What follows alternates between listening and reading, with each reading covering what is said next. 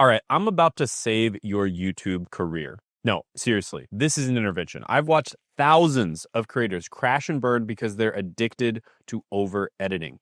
Meanwhile, I've built a multi-million-dollar business with over 1 million subscribers on my main channel, making multiple six figures per month by doing the exact opposite. And here's the uncomfortable truth. Your audience doesn't give a damn about your perfect cuts, your fancy transitions, or your color grading. What they care about is the value that you deliver. And if you're spending hours and hours in the editing process, you are literally killing your channel. I'm going to show you exactly why and how to fix it before it's too late. So let me break down the economics of your editing habit. Every hour that you spend over editing is costing you approximately $500 in potential revenue. And I'm not making this up off the top of my head. Just as an example, with my 1 million subscriber channel, I've tracked exactly how much time editing takes versus how much time it should take. And the gap is destroying your channel. While you're obsessing over perfect transitions, your competitors are publishing 3 videos to your 1.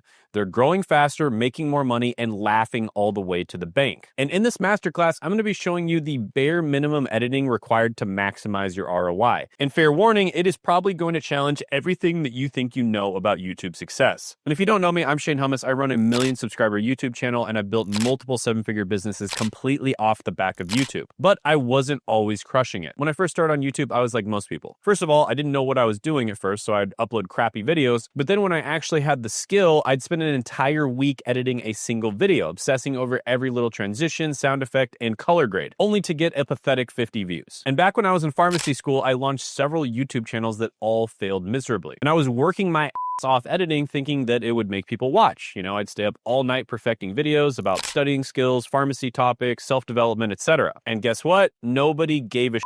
So in this video, we're going to be talking about what really matters when it comes to video editing. We're going to be talking about the strategies and tactics that actually work. And we're going to be talking about how to edit when you're first starting out versus how to edit when you're already an established channel, because those two things could not be further apart from each other. And then we're going to talk about how to build systems that let you create consistent, high quality content while working just 4 hours a week, which is actually more than the amount of time that I have to spend on my first channel in order to maintain it. Now, gurus will tell you that video editing is the most important thing and you should be spending 40 hours to edit a video. But all you need to do is watch this video and then spend only 1 to 2 hours per video. And that's just when you're starting out. You can get it down to a lot less than that. In fact, you can completely take yourself out of the process, which I'll show you how to do as well. So what is video editing? First, let's be clear about what editing really is. It's not a technical skill or knowing which buttons to push in Premiere Pro. Editing is the art of storytelling through video, deciding what to keep, what to cut, and how to enhance your message. It's content curation, distilling raw footage into the most valuable and engaging presentation possible. And when done well, viewers don't even notice the editing. They just remain engaged. And that's the key, and we're going to talk about that later on. Good editing is when people don't notice the editing. And that's why some people call editing the invisible craft. You don't want people commenting, "Great editing." You want them glued to your content and taking action. And editing is the bridge between creator and viewer. It's how you translate your ideas into a format that they can understand and resonate with, and a format that maintains attention and delivers value. But you might be thinking, Shane, if editing's not important, why even edit in the first place? Well, it's one of those things that needs to get done, but it's not that important. Quick break. This video is sponsored by me. Most of you don't know that I actually have my own coaching program on personal branding and then growing and making money on YouTube. And this is good for complete beginners, maybe even people who just want to get a job by growing their personal brand, all the way up to people who are very advanced on YouTube. And they get to work directly with myself and my team to help them reach their goals. Now, we are opening up 3 to 5 spots, and this is pretty rare. We usually don't have these open. We usually only limit them to select people. But we're opening up 3 to 5 spots, and you can check those out down in the description and the pinned comment below. And in this program, you'll get to work directly with myself and other people who are highly successful on YouTube. Just as an example, Sean was able to go all the way from being stuck, not making very much money on his channel, to making over $500,000 a month. Now, that's an example of one of my more advanced students, but there's lots of examples of people who started off from scratch and they got to 5K a month, 10K a month, etc. So check that out down in the description and the pinned comment below. So you can almost think of editing like mowing your lawn. It's something that absolutely does need to be done, but it's not something you should obsess over, right? You shouldn't be, obsessing over every single blade of grass to make sure that it's perfectly mowed. But some of the most important things about why you should edit are because you should be cutting out silences or parts that you don't want to include in the final video. Most people can't talk perfectly off the top of their head for, 20, 30 minutes straight. They're going to make mistakes. There's going to be silences, and there's going to be times that you need to think of what to say. And if you don't edit those parts out, chances are your viewer's going to get bored or weirded out, and they're going to click off the video. So editing is really a way to maximize the value per second that you deliver to your viewer. And I know that's really obvious, but the point that I'm trying to make is you still need to edit the video, just not too much, right? You shouldn't spend 30 hours mowing your lawn. And same thing goes with editing. You shouldn't be spending 30 hours editing your own videos, especially if you're a busy business owner. So editing definitely matters, but it's not in the way that you expect. Just as an example, Mr. Ballin is a channel that I like a lot. He tells scary stories, and he grew to millions of subscribers with relatively simple editing that simply enhanced his storytelling. Now, the editing wasn't flashy at all. It's usually just a B-roll of something like a ship breaking through fog, or it's just cutting out silences. But the point is that it supported his storytelling. And by the way, throughout this, I'm going to be giving a lot of different examples from these different videos. So take a look at this example. Now, the reason that I use Mr. Ballin is because he is literally number one in his niche. He is the number one person in the true crime or scary storytelling niche, which is a massive, massive niche. And he did it with simple editing. And by the way, he recorded his videos with an iPhone until he gets to like over 5 million subscribers. And this is all to illustrate the point that you do not need insane production value. You do not need to spend 30 hours editing your videos. He probably spent like an hour or 2 hours max editing his videos. Now, that's an example of a mass market channel, a channel that is basically designed to appeal to a mass market audience. It's designed to appeal to a lot of people. Let's look at an example of a niche channel, Charlie Morgan. Now, he helps social media marketing agency owners get more clients, right? So that's a pretty specific niche. And he sells a $12,000 coaching program through YouTube. Now, his editing is minimal and it focuses entirely on his expertise and his delivery. So he doesn't need fancy transitions because his audience values substance over style. And here's an example of one of his videos. So this is just him recording himself almost like a Loom video with himself in the corner and also recording his screen at the same time while he talks. Super simple editing. Now, one of my own videos that did incredibly well, The Most Useless Degrees, took a total of 3 hours for me to make in its entirety. That's coming up with the idea, writing the script, recording the video, and editing the video. And it has over 4 million views, and it has some of the most basic editing that you can imagine. I recorded it with a potato in my bedroom with a plain gray background. I did minimal cuts, and I added some simple text. That's it. Then I've made videos with much higher production value that didn't perform nearly as well. Here's an example of one of those videos. And there's even been videos where I put over 100 hours worth of work into them and they completely bombed as well. So how much work do you actually need to put into editing? Listen, most people get this completely backwards, all right? You want to know how my channel exploded while others are still struggling? Because I don't waste my time on stuff that doesn't matter. I am strategically lazy. And look at this chart. Only 20% of your editing effort actually makes the 80% difference on viewer benefit. The other 80% of the effort, that's just you playing around and feeling like you're improving your video when in reality, nobody gives a And here's the thing, people aren't watching your videos for fancy transitions or perfect color grading. They're watching because you're solving their problems, period. In the case of a niche channel, you're quite literally solving business problems. But even in the case of a mass market channel, usually what you're solving are the problems of loneliness and boredom. And when I started, I was making videos with basic editing in a room with a gray background. And guess what? One of my most viewed videos, over 4 million views, was recorded just like that. And meanwhile, I've seen people spending weeks perfecting videos that get 100 views. So if you're B2B or selling high-ticket products, your audience cares even less about fancy editing. They just want the damn value. And people like Thomas Gannett, Serge Guattari, Charlie Morgan, they're all making 6 to 7 figures per month with minimalist editing. Because the real needle movers are, 1, actually uploading. I know this sounds obvious, but most people don't do it. 2, finding winning ideas that people actually care about. 3, nailing your holy trifecta, which is your thumbnail, your title, and your intro. And 4, giving people valuable information that they can't get elsewhere. And only after you've mastered those 4 things should you even think about retention editing with all the bells and the whistles. So stop being the person who spends 40 hours making one perfect video. Be the person who spends 4 hours making 10 videos that meet the minimum threshold, then test which ones actually work. And that is how you go from making zero money to over 300K per month. And I know because I did it. Now, by the way, if you want a guide and SOPs that go along with this video that will enhance the video, then check those out. I'll put them down in the description and the pinned comment below. Keep in mind, these are designed for business owners, so coaches, consultants, online service providers, or YouTubers that really want to treat YouTube like a business. But yeah, check that out. It's very valuable. It'll be in the description and the pinned comment below. So if you look at Serge Guattari's content, for instance, when he first began uploading, he was literally just making unedited Loom videos. And he still often does this, by the way, and it's because it's valuable, right? He was getting a ton of views from a targeted niche, and his setup is basically just him talking to the camera with some basic cuts and occasional text overlays.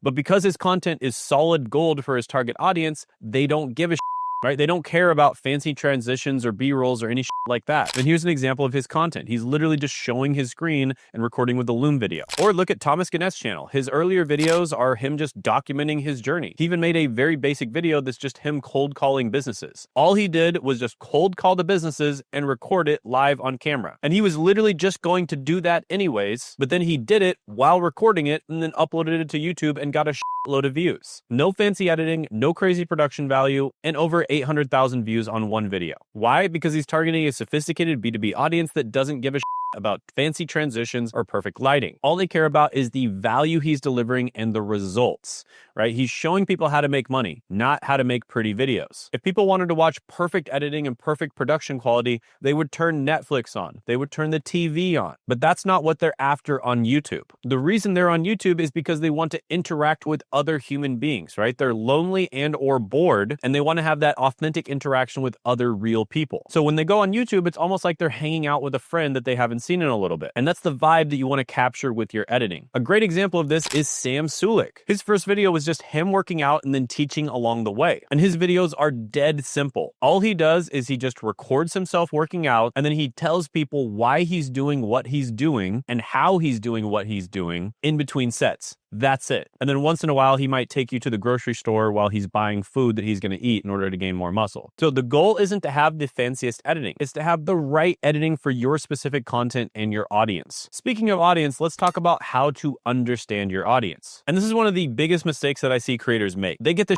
backwards all the time. They think they need fancy editing for a sophisticated audience or super basic editing for an unsophisticated audience. And it's like restaurants. If you run a burger joint, your customers aren't expecting white tablecloth and fancy plating. But if you walk into a fine dining spot, you better believe that they expect that polish. And neither is wrong. They're just different experiences for different audiences. And same goes for your YouTube channel. If you're selling high-ticket B2B services, your audience expects professionalism and substance. If you're selling to beginners or a mass market audience, they might need more entertainment value. And this is why I'm always hammering on knowing your audience. The editing style needs to match what they expect. And if it doesn't, you'll create a weird disconnect that makes people click away. And don't get me wrong, this isn't about editing better. It's about being congruent to what your audience expectation is. So make sure that your editing matches your audience expectation and you're going to be golden. So this is my second channel, Content Growth Engine, where I help coaches, consultants, and agency owners grow their businesses using YouTube and content. And I deliberately kept the editing straightforward and simple on this channel. Now, when I started this channel, I knew that I was targeting business clients who don't give a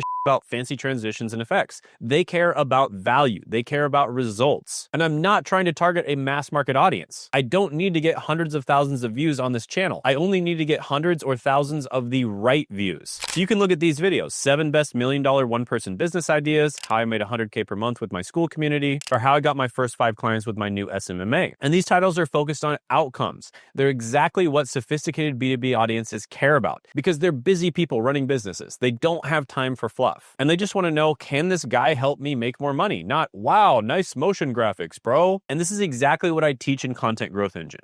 Match your editing style to your audience. And since I'm targeting high-ticket clients who value substance over style, keeping it simple and straightforward was the obvious choice. And guess what? It works. This channel converts like crazy because the content delivers exactly what the audience expects. Now let's talk about the importance of hierarchy on YouTube. Now imagine this is like a stair step and you start off at the bottom step and you're not going to try to jump to the top step. You're going to go one step at a time to get to the top. And notice what the foundation is. just uploading. Yes, dude, sounds obvious, right? But most people never even get this far. YouTuber is the #1 most popular career choice for Gen Z. It's ahead of being a professional athlete, an actor, a doctor, a lawyer, a pop star, etc. It's literally #1. So there are hundreds of millions of people out there that want to be professional YouTubers. And most of them never even upload a single video. They think about it for years. They think, oh, what should my niche be? What videos should I make? How should I edit my videos? How should I record my videos? They get into analysis paralysis and they watch, hundreds of hours of content on how to do YouTube and they never start. And they just end up overthinking everything. And one of the worst ones, of course, is editing, and they never press upload. The next step is consistency. And this isn't just one video, but building a rhythm for your audience that you can count on. 3 videos a week is the sweet spot that I've found for educational channels, but at the very least upload once a week. So you need to be uploading and consistently uploading. Don't just upload one video and then it breaks your heart when it doesn't do well. It only gets like 12 views and half of them were from your mom and your sisters. And then it takes you another 6 months to upload your next video. Don't do that. You need to upload and you need to upload consistently. Now, the third level is your video idea. And this is where the icon method comes in. You need to find proven ideas that already have a hungry audience of people. This is actually way more important than anything above it on the pyramid. If you get the right ideas, you can be mediocre as in everything else, and you're still going to get a lot of views. And of course, I make tons of content on this channel on exactly how to use the icon method because it's the best method by a mile. And if you use it correctly, you will be finding ideas where you have a massive advantage. There's going to be a huge supply and demand imbalance where there's a massive amount of demand and there's not a lot of supply for that video idea. And so even if you make mediocre content, you're still going to get a load of people watching your videos. Fourth is the holy trifecta. This is your thumbnail, your title, and your intro. And these are your marketing, right? If those suck, nobody watches your video. So you could have a great video idea and you could, do everything else right. But if your marketing sucks, if your packaging sucks, no one's ever going to try it out. Fifth is just meeting the minimum quality threshold for a video, which is your face is in focus, you've got decent audio, you're not looking like complete garbage, your background isn't a messy bed or some lights that are flashing that are super distracting. Just nailing the basics. But you don't need to go overboard here. You just need to meet a minimum threshold for quality. And sixth is script writing. And this is making sure that you're actually delivering value. And proper script writing is going to make sure that you're delivering value to the right person in a way that they're able to easily consume it. And finally, and notice what's at the very top, the last step is video editing. It's the least important element. Yet most creators spend 80% of their time here. It's insane. And if you're spending most of your time on the top of this pyramid instead of the bottom, you're doing YouTube completely backwards. Now, I love this analogy because it's so damn accurate. YouTube is exactly like opening a restaurant, and most people get it completely backwards. They obsess over the presentation, which is the editing, when that's the last thing that matters. It's like worrying about how fancy your plates look when your restaurant is in the middle of nowhere with no foot traffic. The first thing that determines success is location, which is your video idea in YouTube terms. I don't care how good of a chef you are. If you open a gourmet French restaurant next to a landfill, you're screwed. This is why I hammer in the video idea and the icon method so hard. Finding proven ideas with a hungry audience is like finding that prime corner location with tons of foot traffic. You're setting yourself up to win before you even cook a single dish. Then comes your menu and pricing. That's your title and thumbnails. These determine if people even walk through your door in the first place. Then it's about the actual quality of your food, which is your content value and the way that you script write. So are you actually solving people's problems? Are you giving them what they came for? Only then does the presentation, the editing become a differentiator. And even then, it's minor compared to the other factors. And a good chef in a prime location is going to thrive. Same with YouTube. Great editing can't save bad ideas, but a great idea can succeed despite mediocre editing. And this is why so many creators fail. They spend 80% of their time focusing on that doesn't matter, like what type of place you use, when they should be finding a better location. They spend all their time obsessing over the presentation of the food when no one is going to even eat the food in the first place because all the other things suck. And this is my favorite example because it proves everything that I've been saying. Look at the most useless degrees video that got over 4 million views. And the crazy thing is, it was one of my earliest views with absolute bare minimum editing. This is when I was working full-time as a pharmacist, and it was just me in front of a basic gray background with no fancy transitions, no amazing graphics, no complex animations, just me talking straight to the camera with some simple text on the screen. And it absolutely crushed it. Why? Because the idea was perfect. I used the icon method to find a topic with a starving crowd of people. And the thumbnail was eye-catching with that big X and the contrasting colors. And I delivered actual value that people couldn't get elsewhere. Now compare that to videos I've made with way more production value that barely hit 10K views. The editing didn't matter nearly as much as having the right idea at the right time. And this is what I'm talking about when I say to focus focus on the fundamentals. I'd rather have you pump out 10 videos with great ideas and basic editing than one video with mediocre ideas and Hollywood-level production. And the 10 videos would take the exact same amount of time as the one video that you over-edited. So when you're starting out, put 80% of your effort into finding winning ideas and creating compelling thumbnails and titles. That's what gets people in the door, and then worry about the fancy editing after you've proven that your concept works. And this part is absolutely fundamental for you to understand. There's so many other things that are much more important than editing, and if you don't nail those first, you're going to be wasting your time when it comes to the editing process. Now that you understand this, there are two main types of editing styles, and you've got to match them to your audience and business model. Look at the left side, Charlie Morgan and Serge Guattari.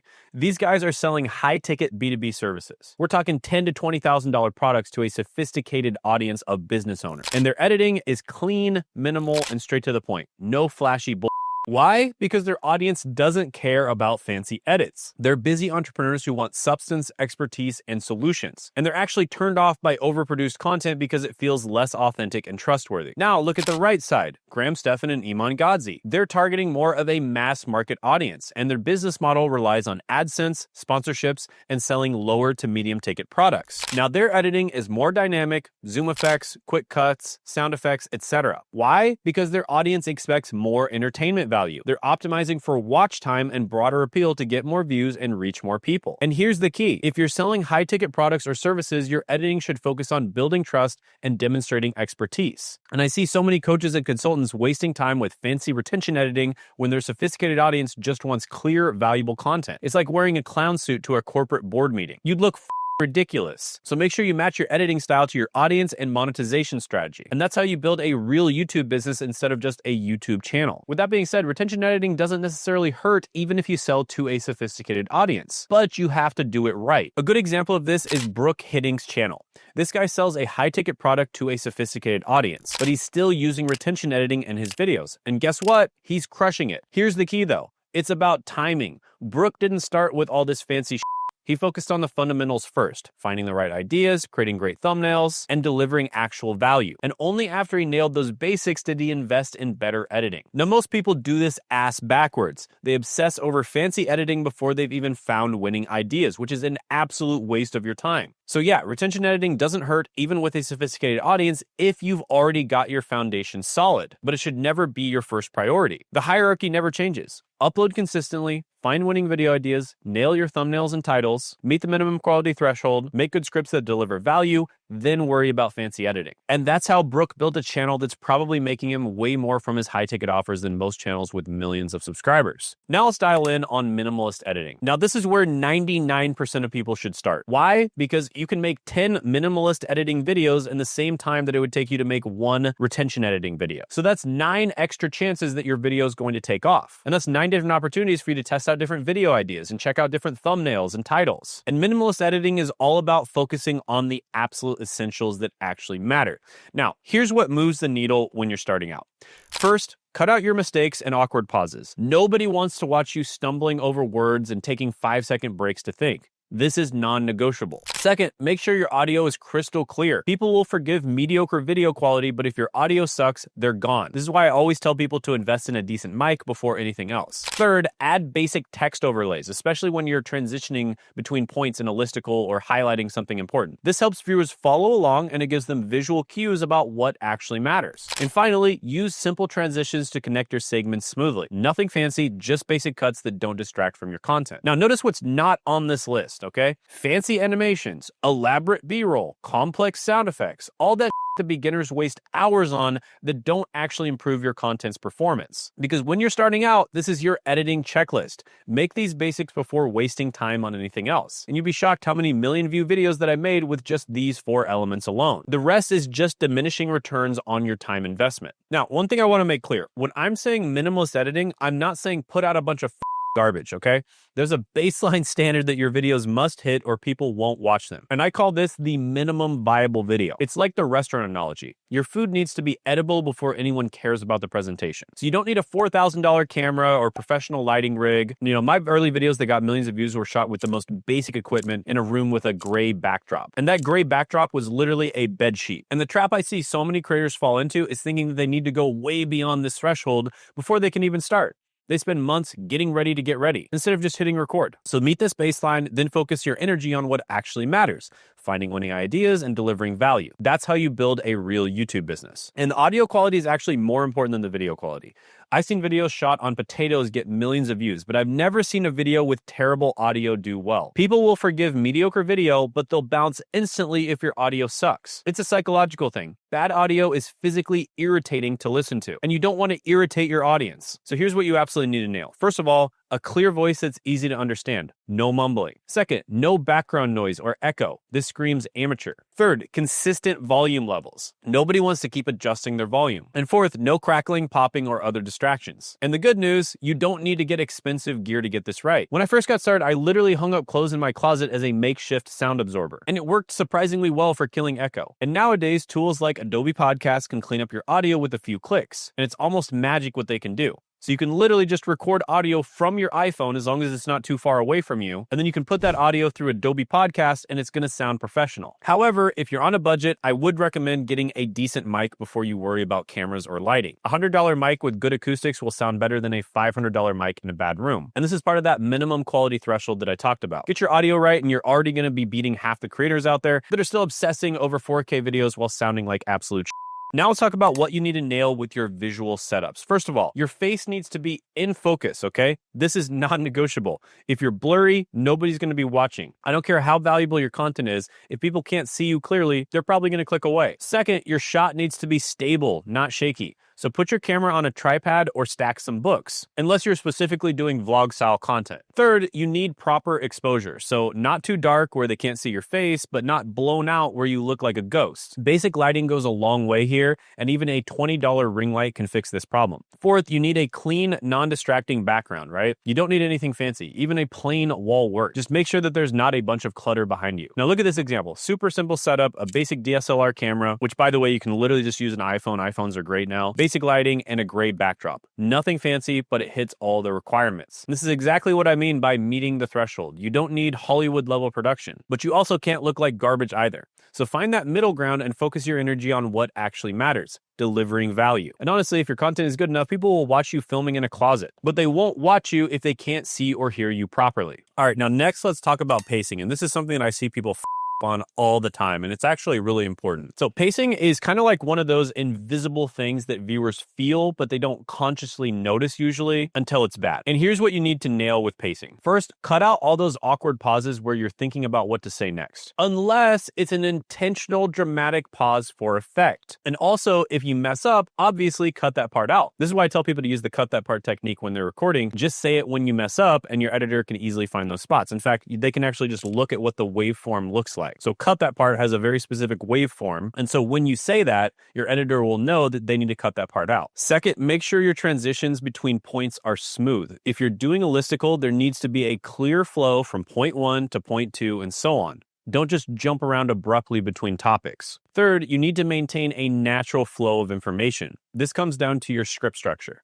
Make sure that one point logically leads to the next. And this is especially important for educational content where you're building on concepts. And finally, cut out any sections that drag or feel redundant. If you've made your point, move on. Repeating yourself over and over again on a simple concept will tank your average view duration. It'll make people click off of your video. And this is actually where good editing makes a huge difference. Raw footage almost always has pacing issues. It's the editor's job to tighten up everything and create that smooth flow. Even with minimalist editing, good pacing is absolutely essential. You can have perfect audio and video quality, but if your pacing sucks, people are going to click away. And if they feel like you're wasting it, they're gone. So typically, when you end a sentence, you're going to have a tiny little amount of dead air before you begin the next sentence. And here's an example of that done wrong and an example of that done right. Now, some cuts are easier to do than others, but once in a while, you may need to do what's known as a J cut. And that is where the audio from the next scene actually begins before the video from that scene begins. So here's an example of a J cut. Now, you shouldn't always have to do J cuts, but if the talent, for instance, ends off on a really awkward place, for instance, like their face just looks really awkward, or maybe their hands are in the wrong place or something like that, sometimes J cuts can mask that and they can make the two scenes flow naturally. Additionally, you can use B-roll or a second angle to make that look good good as well. But the whole point here is you want to make sure that it flows naturally. Remember,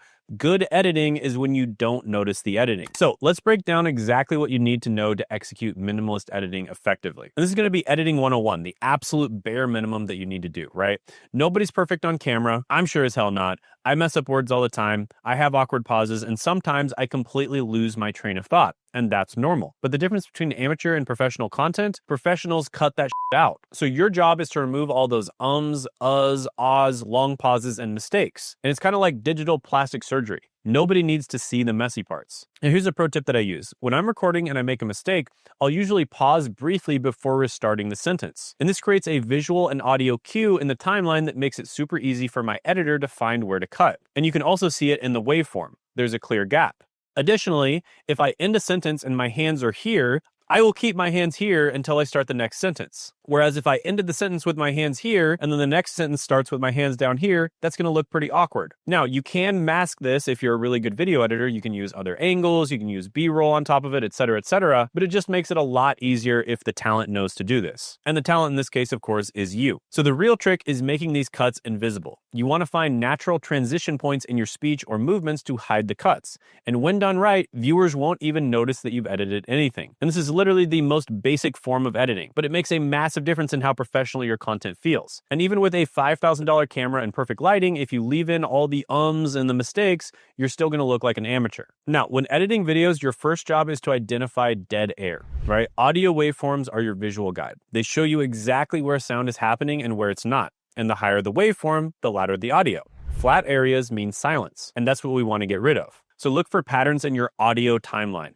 Areas with visual peaks and valleys contain speech or sound. Completely flat sections are dead air. Pauses, hesitations, or mistakes that slow down your video's pacing. These flat sections are what we will be removing. So using your editing software, probably either CapCut or Adobe Premiere Pro, mark the beginning and the end of dead air sections. And be precise with your selection to maintain natural speech patterns. And most editing programs will allow you to simply highlight these sections and delete them with a single command. Now, this isn't on the editing side, but a pro tip for one way you can make this very easy for yourself or your editor to do is when you start a sentence, start very fast and then end the sentence abruptly and a little bit more slowly. When you're doing this, they're going to leave a little tiny amount of air after you finish your sentence. And then they're going to start the next sentence very abruptly. And you'll notice that I almost naturally do this with my speech. And this is something that I had to train myself to do over a long period of time. But it makes it much, much easier for your video editors to make things flow seamlessly. And it kind of adds like a cadence to your speech as well. Now, after removing the dead air, you'll need to join the remaining audio sections. And this creates a seamless transition between your speaking parts. And when done correctly, viewers won't notice the edits. Your speech will flow naturally without awkward pauses. And this simple editing technique dramatically improves viewer retention. By eliminating unnecessary pauses, you maintain engagement, convey confidence, and respect your audience's time. Even basic videos instantly appear more professional when dead air is removed. Now, of course, this doesn't apply to you if you're someone who is very good at speaking off the top of your head. And some people are really good at that, or they work at that and they get good at it after years of practice. And in that case, you don't even need to cut anything out. But generally speaking, you don't need fancy swooshes or slides. Just a simple cut usually works best. And if you're moving between major topics, a subtle fade or dip to black can signal the change to viewers without being distracting. Now, one technique that I found effective is to change my position slightly between segments. I'll record one section centered in the frame, then move slightly to the right for the next section. And when these are cut together, it creates a natural visual break that helps viewers track the change in topic. Next, you want to use text sparingly but strategically. Now, I use text for emphasizing key points, listing points in a sequence, and showing data or statistics. And text can be used to avoid adding tons of unnecessary B-roll. Now, A-roll is what your camera shows, so this camera looking at me, that would be the A-roll. And B-roll would be anything else that pops up on the screen where it's showing that other thing, but you can still hear me talking. And we're gonna get more into B-roll here in a moment. But by adding a lot of B-roll or adding too much B-roll, you're gonna be spending more time on editing. And so text can be a good way to add less B-roll. Plus, it's also less distracting. Next, let's talk about color psychology. And this is a simple trick that I've used for years. Red naturally signals caution or negativity.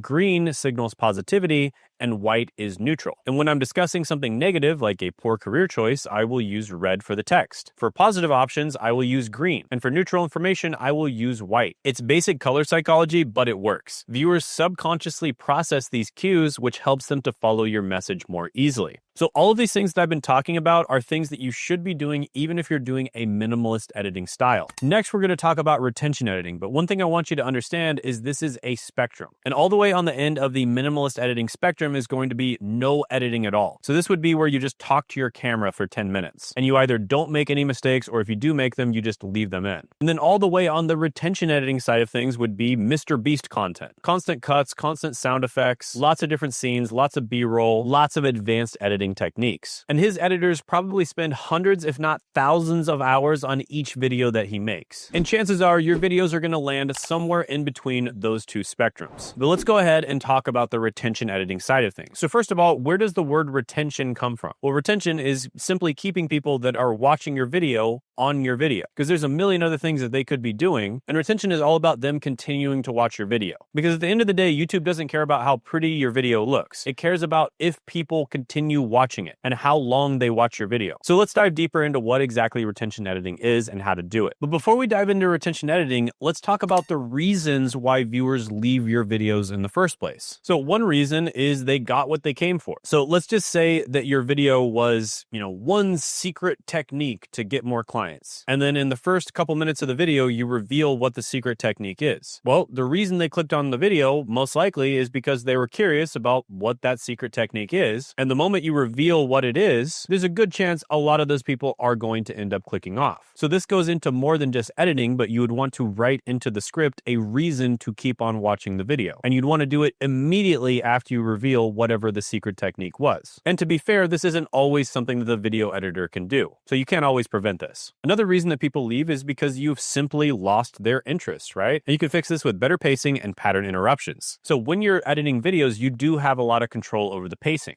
And you do have some control over pattern interrupts. So an example of a pattern interrupt could be inserting a really funny meme at a certain point. So those are a couple examples, but just remember, you don't want to do these too much. You want to use them sparingly. And when it comes to memes and comedy, I have a rule called hell yes or no. So it's either a hell yes, meaning it works really well and it's actually funny, or it's a no. If it's just mediocre or good, it's just not good enough. It has to be a hell yes or a no. So when it comes to pacing, you have a lot of control over that. And when it comes to pattern interrupts, you do have some control over that as well. However, a lot of the time, it's best to write the pattern interrupts into the script itself, because there's only so much you can do in post-production. Another reason that people leave is because you've confused them. So this is something that you have partial control over as a video editor as well. Now, to be fair, if the script writing sucks, or if the person is just, doing a ADHD yap session, it's probably going to confuse a lot of people. But with that being said, you can put text up on the screen, you can put infographics up on the screen, and this way you can clarify and illustrate different concepts to make it much easier for the viewer to understand. Also, if a mistake is made in the video, you can put a little asterisk and explain the mistake at the top. So just as an example, if I accidentally said the wrong word in a video, like let's just say that I said click-through rate instead of average view duration, you could put an asterisk that says AVD instead of click-through rate when I say the words click-through rate. Or if the video editor thinks of an objection that people might have in their heads while they're watching the video, you could put an asterisk that covers that objection. So for instance, if I said something along the lines of high-ticket products work best for advanced business owners, and I realized that a lot of people watching the video might not be an advanced business owner in that particular case, I could also put an asterisk there and say that high-ticket products still work really well for beginners too, right? So these are ways that on the video editing side, in post-production, you can still enhance the content, and you can make it less confusing for people. And then the fourth reason that people leave is a very common reason, and that is the video just feels like it's dragging. And this is something that, again, as an editor, you have a lot of control over, and you can fix this with better pacing and tighter editing. So let's talk about whether you should do minimalist editing or retention editing, and let's give a few examples. So as I mentioned earlier, retention editing is preferable if you're targeting a mass market audience. However, you can still do retention editing even if you're targeting a sophisticated audience if you do it right, same as Brooke Hiddink did. But if you're just starting out, regardless of who you're targeting or what type of content you plan on making in the future, I highly recommend you start off with minimalist editing due to lack of time or money, because there's so many other things that are much more important than the editing that you need to nail before you focus on making the editing better. So when do you know what time it is to move on to retention editing? Well, look for these signs. You've been consistently publishing with minimalist editing for at least 3 to 6 months. Your channel has reached at least 1,000 subscribers. Your content ideas and delivery are solid. You're seeing good engagement, but you want to push it further. And you have the resources, the time and the money to invest in more intensive editing. But before you dive in, do a cost-benefit analysis. Will more intensive editing actually improve your content, right? Is it going to improve your results enough to justify the extra time and money? For some niches, the answer is absolutely yes, but for others, it might not move the needle very much. So you might as well just stick with minimalist editing. So for me, I did relatively minimalist editing for probably about a year before I started improving it. And I only improved it once I knew that I had found the right audience with the right ideas and I had a good thumbnail and title strategy that was attracting the right people. Plus, I was delivering value with the content. And also, I recommend that if you are going to do retention editing, don't do it yourself. Okay, maybe do it just for one video, just, so you see how it's done. But then you need to hire a team because it helps optimize your video performance and it also helps you establish a brand. Plus, retention editing takes a load of time, and so you don't want to be doing that yourself as a business owner. And when it comes to the brand, your viewers will come to expect a certain style of editing and experience overall when they consume your content, which will keep them coming back over and over again. And by editing in a certain style, especially if all of your videos have that style, this will help you to establish your brand, and it will help to make your content unique. So the best thing to do is to start off with minimalist editing, and then when the time comes for you to build a team, decide if you want to switch to retention editing. And this is exactly what Alex Hormozi and really just about all of the big YouTubers in just about any space that you've seen have done. In Alex Hormozi's case, he started with content that meets the minimum threshold for quality, barely, plus minimal editing. And these were often just recordings of him coaching his clients and students and answering their questions that he then repurposed and uploaded to YouTube. Then, once he started to get some traction, he increased the production quality and the editing of his content. So he basically went from this to this. Now let's talk about viewer retention fundamentals, because the first 30 seconds of your video is incredibly important. It's make or break. And if viewers leave before this point, YouTube essentially considers your video dead on arrival. So if there's any part of your video that you do want to consider doing retention editing with, it's the first 30 seconds. So your editing needs to support a strong opening. And generally speaking, if people make it through the first 30 seconds, most of them are going to continue watching the video. But there is a massive drop off in the first 30 seconds. And when I look at my retention graphs, I can literally see when my editing choices are working or failing. And let me show you an example from my channel. So one of the simplest ways to improve retention is through visual variety. Human brains are wired to notice change and pattern disruptions. Another one is B-roll implementation and timing, and this can break up the monotony of a talking head video. Another one is strategic zooms and camera movement. So using subtle zooms to emphasize important points is one of the simplest yet most effective retention techniques. The key is to make these movements purposeful. Zoom in when making an important point.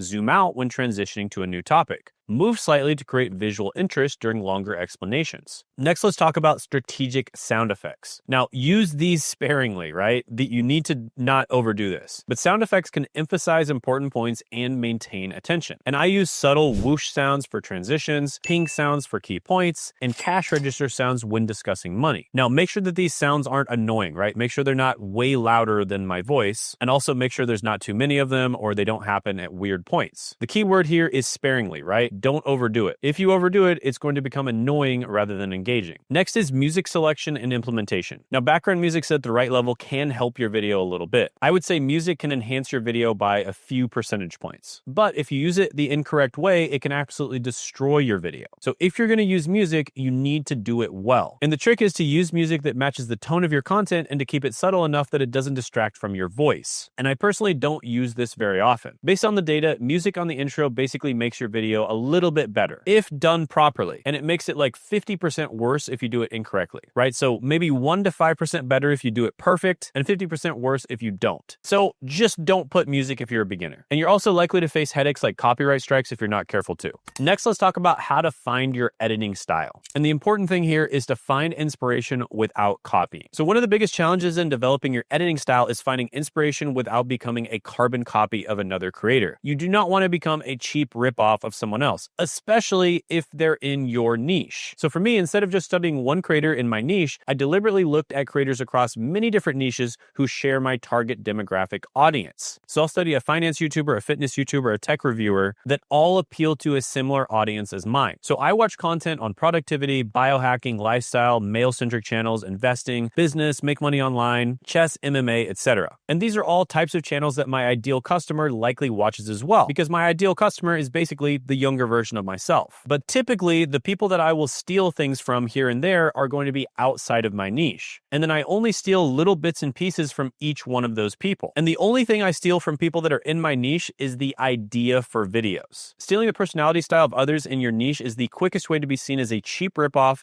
and many people in your audience will recognize this. And when I first started my channel, I stole too many things from Graham Stephan. And in one of my videos, I actually really copied his style, and I got a lot of comments saying that I was basically trying to copy Graham, and I was a cheap ripoff of Graham Stephan. So I learned quickly to not do this. Now, I actually found this quote from Pablo Picasso that I really like. Steal like an artist. Good artists borrow, great artists steal. So what I want you to do is steal like an artist. Now, there's a really good book on doing this correctly by Austin Kleon, and it's a really short book. I recommend reading it. It probably takes about an hour to read, but it goes over a bunch of historical examples of great artists who stole things here and there from other great artists that came before them. And sometimes it was really blatant, like in the case of Shakespeare. But usually what great artists do is they'll actually steal a little bit from a bunch of different people, and then when they combine all of those things into one, then they add their own style into it. They have a completely different piece of art. And this is what I highly recommend doing. So maybe you like the way one channel does their animations, maybe you like the way the other channel does their text, then you like the color grading or the color scheme from a different channel, etc., etc., etc. You add all of those things together and you have something completely new. Now, one thing that's really important is creating a consistent editing style. Now, when you first start, don't worry too much about this, but as your channel grows, your editing style does become a part of your brand identity. So you want to create a consistent editing style. Viewers should be able to recognize your videos even with the sound off, and even if you aren't in the video. And this comes from consistent text styles and animations, color schemes, transition styles, and visuals. Now, I've developed a style where I use specific text animations, consistent color schemes, and particular zoom patterns. And my regular viewers have come to expect this style, and it creates a sense of familiarity that increases retention. And it's kind of like walking into your favorite restaurant. You know what to expect, and that comfort keeps you coming back again and again. So I actually developed an animated character called Wojak, and I got this from the meme world.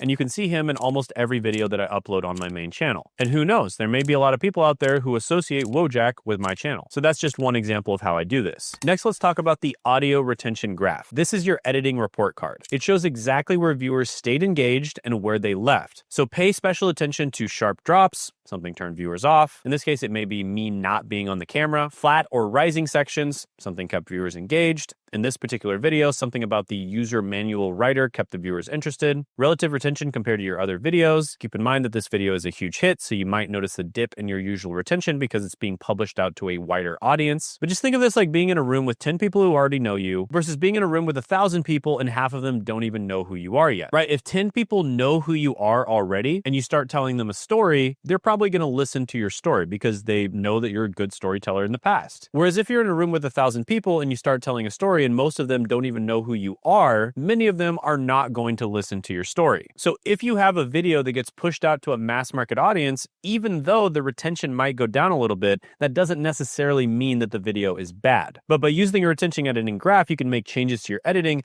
and you'll know exactly what to do for your next piece of content. Now let's talk about scaling your editing process. And when I first took YouTube seriously in 2019, I was doing everything myself. Recording, editing, publishing, and promoting. And I was working 40 plus hours a week just on my YouTube channel. And today I only have to spend less than 4 hours a week on my main YouTube channel in order to maintain it. And it generates multiple 6 figures a month. The difference? Systems. I realized that my time was better spent on things that only I could do. And those two things are being on camera and providing expert insights. Everything else can be delegated. So the very first position that I outsourced was video editing. Now it was terrifying at first, right? I was worried that no one could match my style or understand my vision. But once I found the right person and created proper systems, it was transformative. It was a complete game changer for my business. So there is entire trainings on this channel on how to do this, but hiring video editors should be your number #1 priority if you decide to scale. And I recommend hiring from the Philippines. Now, a few websites that are good for hiring would be Facebook, specifically Facebook groups in the Philippines. Onlinejobs.ph is a great website for hiring. And those two would be if you want to hire people full time. Now, if you just want to hire for a one-off project, I recommend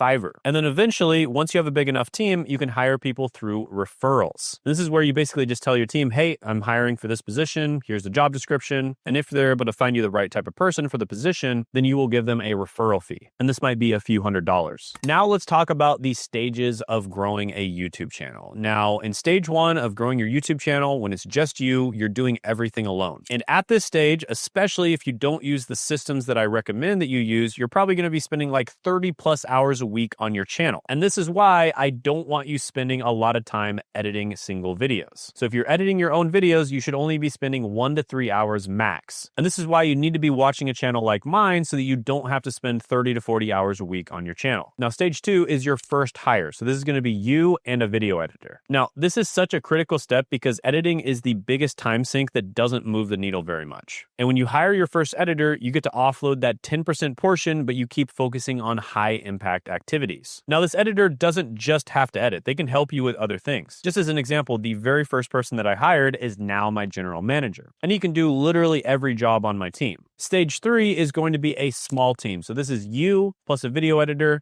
plus maybe a script writer and a thumbnail designer. Now, these don't have to be separate. Just as an example, for years, I had my video editors designing my thumbnails as well. But this is where you basically have a small team that's handling the entire content process for you. And all you're having to do is record the content and then oversee everything and do the quality control. So you're basically just managing the channel. Now, this is a huge step in the right direction. And especially if you have a good team that doesn't make very many mistakes, you're not going to be spending too much time doing this. However, most people find that they're going to be spending a lot of time on the quality control checkpoints. And this is in order to ensure that everything meets standards before moving on to the next step. Now, once you nail this system, you can eventually graduate to stage 4, which is where you hire a creative director. And this is where you only have to spend 4 hours a week or even less. And all you have to do is record the videos. That is the dream. Literally, all you have to do is sit down in front of the camera and record the videos. And in some cases, my clients actually take themselves out of the recording process as well. And they just hire somebody else to be the face of their channel. And this is stage 4. This is where you've essentially removed yourself from everything except for recording. And this is where you can get it down to as little as 1 hour per week on your YouTube channel, and you're still crushing it financially. And the key difference is that you've hired a creative director who handles all of the strategy, oversight, and quality control. So all those red quality control hexagons, the creative director handles those checkpoints. All you do is record the content that's been prepared for you. So you wake up in the morning, you stretch, you look to see if there's any scripts for you to record, then you go and record them, and that's all you have to do for the week or for the month. And this is how I personally run my YouTube operation now on my first channel. And sometimes I spend as little as 1 hour a week recording, but usually it's around 4 hours. And the rest of the time I focus on high-level business growth or just enjoying my life. And the beautiful part is my creative director finds killer ideas using the icon method and the systems that I've set up, and the team creates scripts and thumbnails. I just show up and record, then everything else gets handled. Now, this is what you want to aim for. And it's not about working harder, it's about working smarter and building the right systems. Now, by the way, this is something that we do on our team. We actually place all of these people with our clients. So this is part of our hybrid coaching program where we do a service component where we literally will find, source, train, and place people into your business.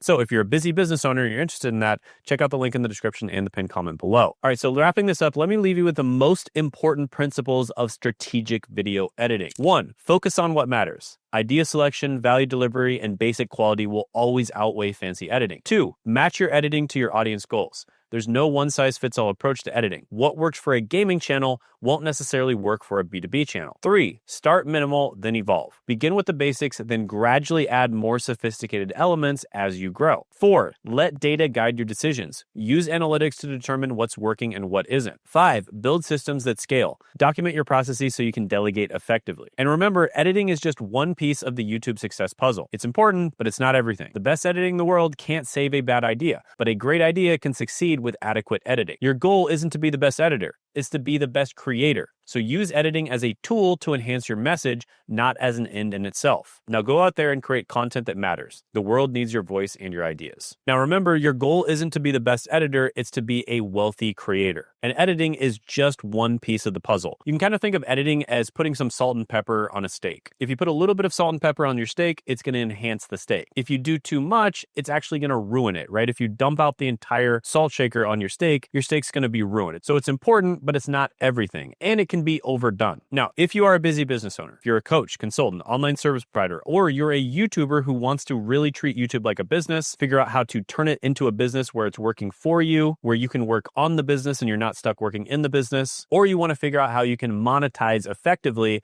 that is exactly what I help people do. And I've helped nearly 10 people get to 8 figures a year and over 20 people get to 7 figures a year on YouTube. Now, we're very picky about who we work with. We only work with certain types of business owners, but if you think that you're a good fit, go ahead and book a call in the description and the pinned comment below. Answer the questions thoroughly because we reject about 80% of calls. But what we'll do on this call is we'll figure out where you are right now, right? Your current situation. We'll figure out where you want to go, your desired situation. Then we'll make a plan to get there. And then we'll figure out if we're a good fit to work together and help you reach your goals. And if you want to see someone who we were able to help, especially with their editing process, we hired and placed an editor for them, then check out Davis, who is able to completely automate his channel and scale his channel to 7 figures a year by clicking right here.